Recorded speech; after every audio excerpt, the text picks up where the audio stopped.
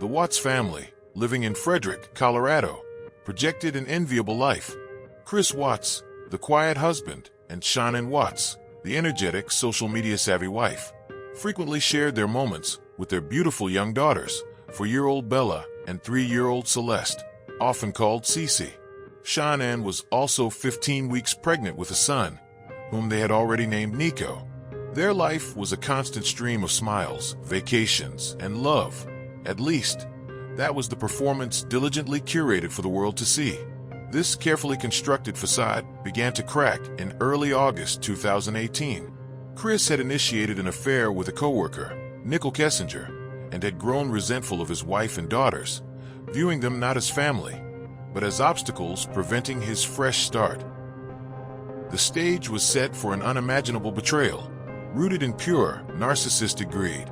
The date of horror was August 13th, 2018. Shannon returned from a business trip in Arizona early that morning. Around 1:48 a.m., she entered their bedroom, and shortly after, an argument began.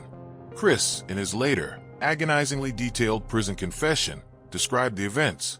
He confessed that Shannon woke up and asked him to initiate intercourse, which they did. After she fell back asleep, Chris went downstairs to make breakfast.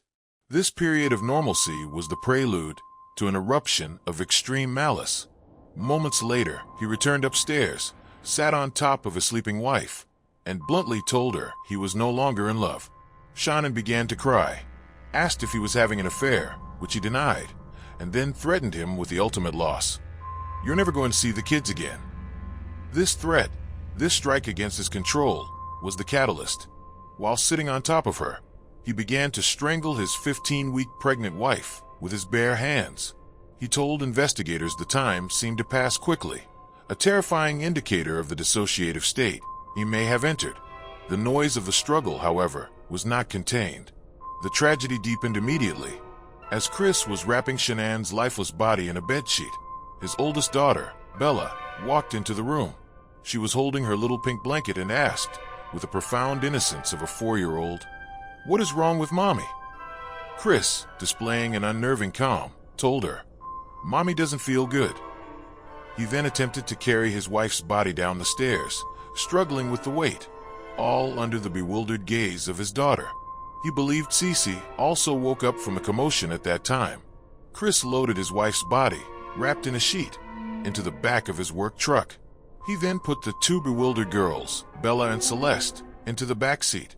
Bella reportedly started crying a little bit as they drove out of the driveway, embarking on a harrowing 40-mile journey to the Anadarko Petroleum worksite.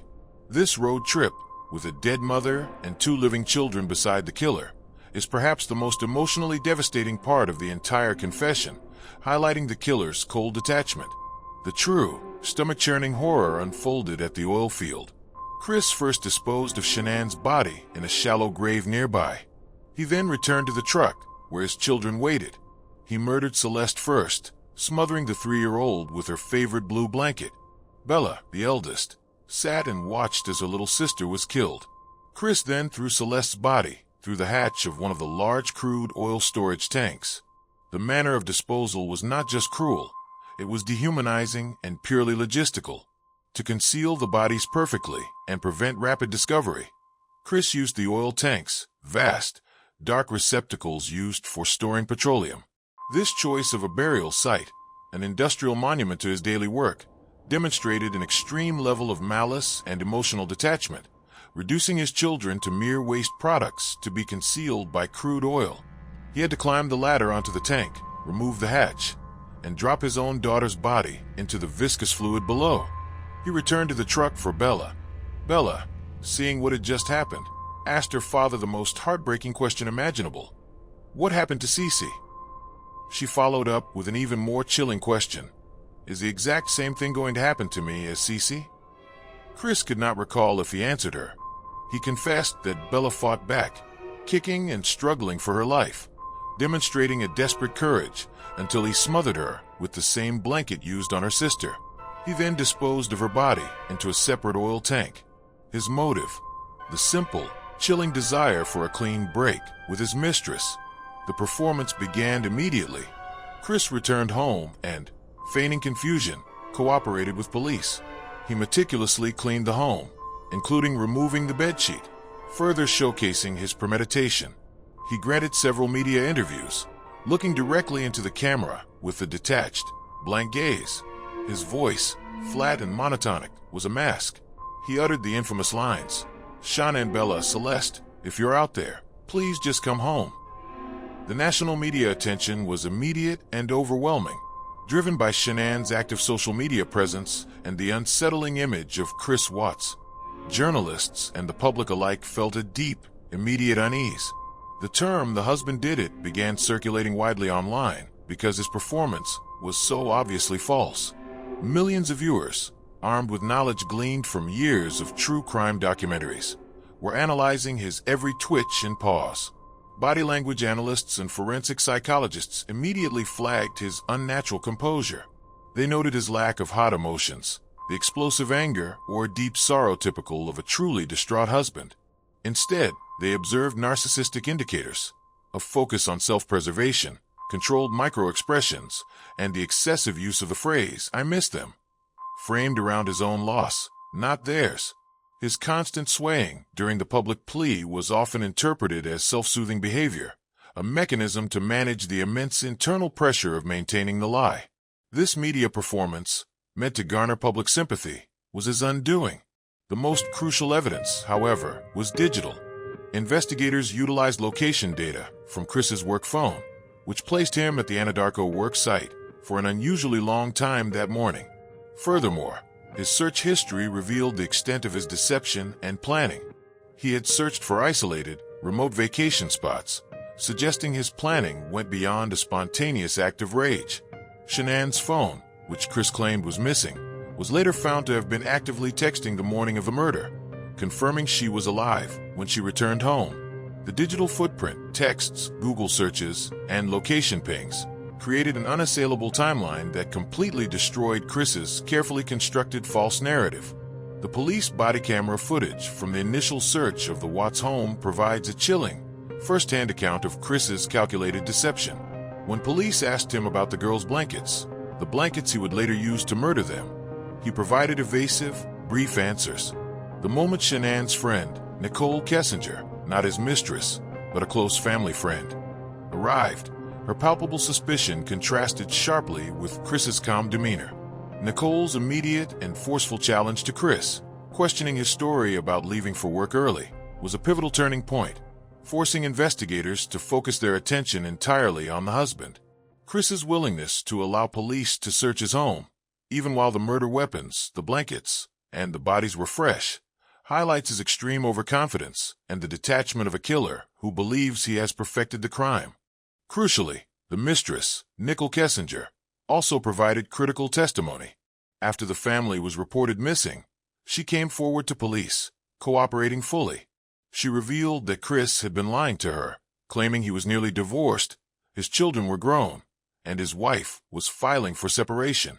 Her swift cooperation, while viewed by some as self-preservation, provided investigators with a clear, unambiguous motive for Chris. He needed his family erased before Kessinger discovered the truth about his marriage, triggering her departure and the loss of his fresh start fantasy. Kessinger's digital records, including texts where Chris claimed his family was gone before the bodies were found, further solidified the premeditation. Chris Watts' psychological makeup aligns frighteningly well with severe narcissism and a sense of imposter syndrome, not in the traditional sense of academic doubt, but in the context of feeling perpetually inadequate in his role as a husband and father. Shanann's success, energy, and constant documentation of their life may have felt like a crushing spotlight on his perceived failures. The affair provided an ego boost, a false sense of control and competence. The ultimate narcissistic injury came when Shanann threatened to take the children, the last vestiges of his respectable life. This led to a narcissistic rage, where his only goal was to eliminate the source of the injury and restore his sense of control and freedom. The motive was not passion, but pure, cold convenience. Investigators were quickly able to dismantle his fabricated story. A failed polygraph test was the final nail. Confronted with the evidence of his affair and the fact that he was the last person to see them, Chris initially fabricated a counter-narrative, claiming Shannon killed the girls, and he killed her in a rage. This was a final, desperate act of a narcissist attempting to shift blame for his own monstrous choices.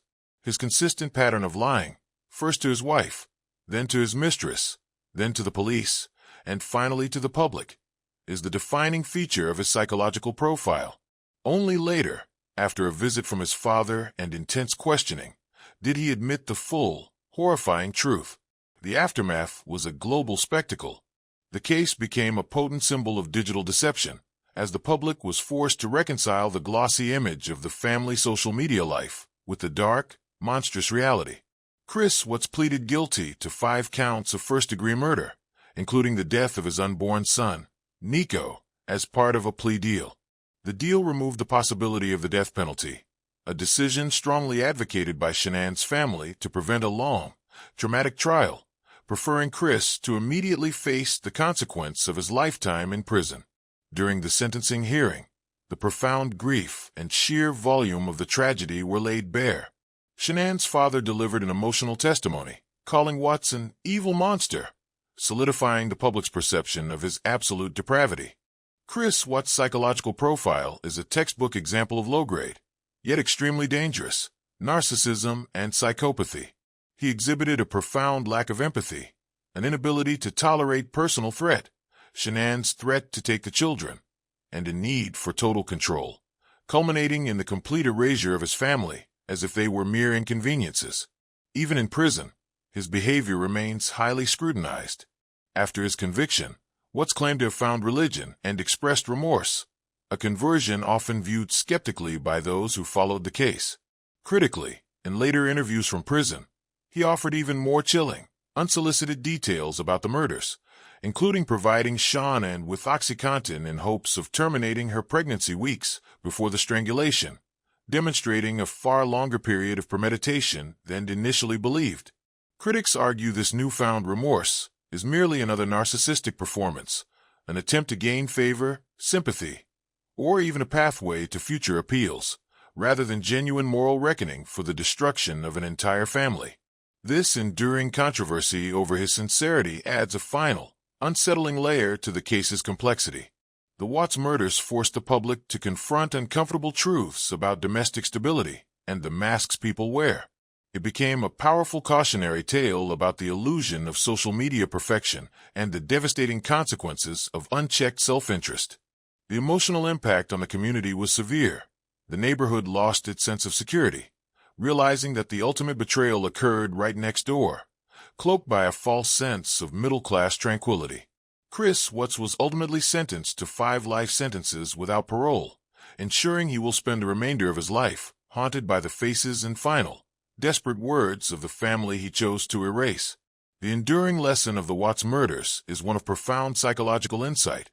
It is a stark reminder that extreme narcissism and the desperate pursuit of self-interest can morph into the darkest forms of malice. The man next door, the one who looks the part of the devoted father, may be hiding the capacity for the most heinous act, all for the simple, selfish desire for a fresh start. We remember Shannon, Bella, Celeste, and Nico, and commit to recognizing the subtle signs of psychological abuse hidden behind the perfect smile.